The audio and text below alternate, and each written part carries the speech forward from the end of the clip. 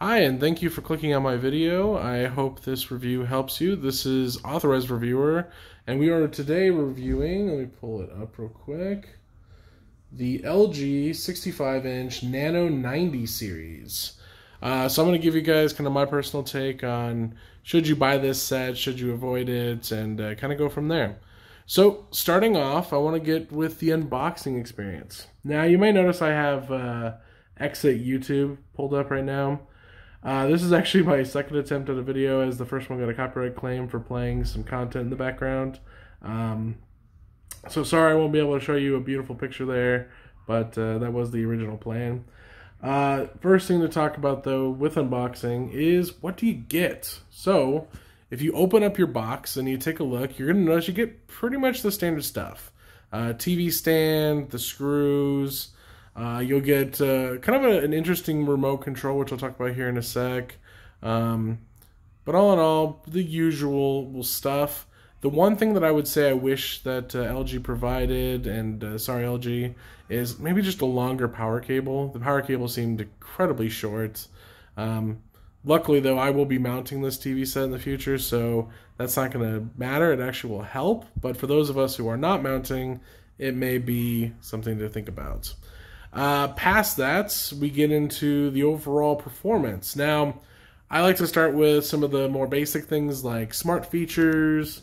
So with that, if you take a look at smart, you'll notice you have everything. Now, I know it's kind of hard to see in the video because the coloring on my particular camera, but you've got every single application you can possibly imagine: Disney Plus, Netflix, YouTube, the whole nine, Apple TV. It's all here. So don't feel like you're not going to get a function. You're going to get every single app you need and more, honestly. Features like screen mirroring, like TV Cast, you see there. It's all there. You'll probably also notice that, just like most manufacturers, they're trying to give you as much of the screen as humanly possible while you're kind of switching in between applications. Always appreciated. The one thing, though, I'm going to throw at you is LG does it better, and this is why. So one of the things that I do often is I'll be watching a TV show, and I'll look at a picture, and I'm like, man, that just doesn't look that good on this set. Maybe it's a setting. And normally when I hit the setting button, and I won't say the manufacturer in particular that does this, but they like to be front and center. They're right in the dead center middle of the screen, covering up 90% at least. Now, LG, watch how easy it is to switch the settings of picture in particular. So watch. There's picture, right? I got all the other settings down here below, but picture's there on top. I'm going to click it. And just like that, I can switch over and change to all the different modes to give myself the absolute best picture quality possible, which I personally prefer standard, but that's me. So that's one thing I think LG has done right, way above other manufacturers who claim that they want to do that for you. Past that, we move on to the remote control itself. So I mentioned I was going to bring this up. So if you take a look, the LG remote is quite extensive.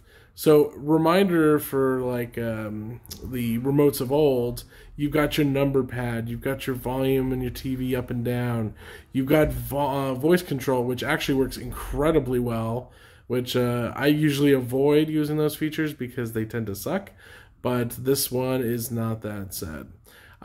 Keep going, you've got your Netflix, your Amazon, quick gestures, you've got your play and pause, and it's even designed so it can be easily sat down and you can see the remote a little bit easier when you're kind of just trying to grab it. Instead of having to lay it down, it can stand straight up so you know where it is all the times.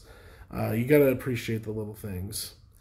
But on this remote control, the thing that I absolutely adore is the fact that it has all those buttons. So I'll give you an example of what it's like on one of my other sets.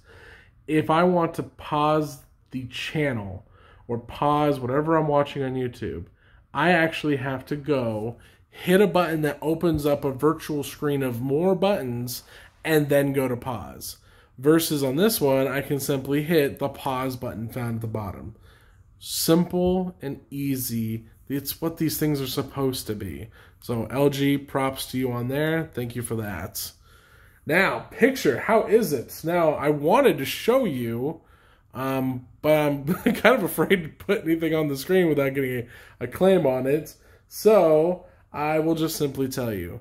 Guys, the picture is beautiful. I actually used two particular scenes from two particular movies to test my TVs. One of them being an animated kids film. At the very beginning, it's very beautiful and bright and it's vibrant colors, and it looked amazing. I would say it's on the level of like what you'd expect out of some of TV's double its price point, triple its price points.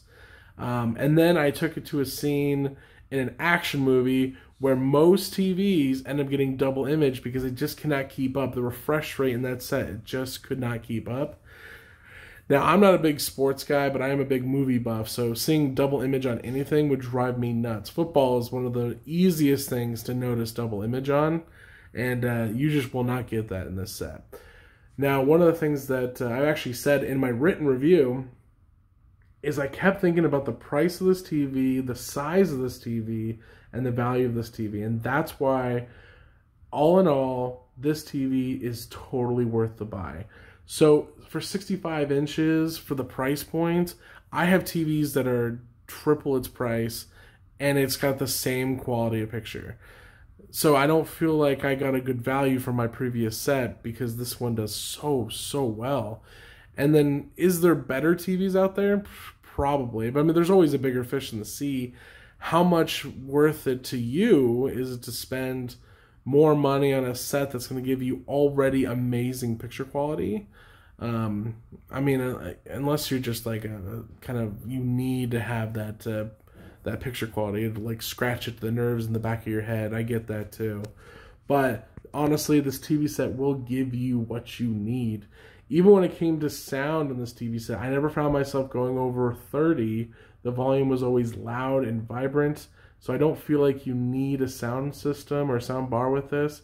Now keep in mind, when I say that, I mean that for, do you need to purchase one because the sound sucks so bad? No, you do not need to purchase one. If you love movies or you just love true quality sound, obviously a full-blown sound system you cannot go wrong with. But do I feel like you absolutely need to purchase one with this set? Will you get by with what's provided? Yes. First price point, I feel like you get everything that you need out of the box. Now, past that light is to let us know that the time is almost up. So, we're past that. Should you buy this set? Yes, I 100% recommend it. And I also want to take a second and thank you guys for clicking on this video, watching it, and listening to my words of anything to go over this review. If you buy this set, you will not be disappointed. Thank you so much for watching, and I will catch you guys on the next review. All right, bye.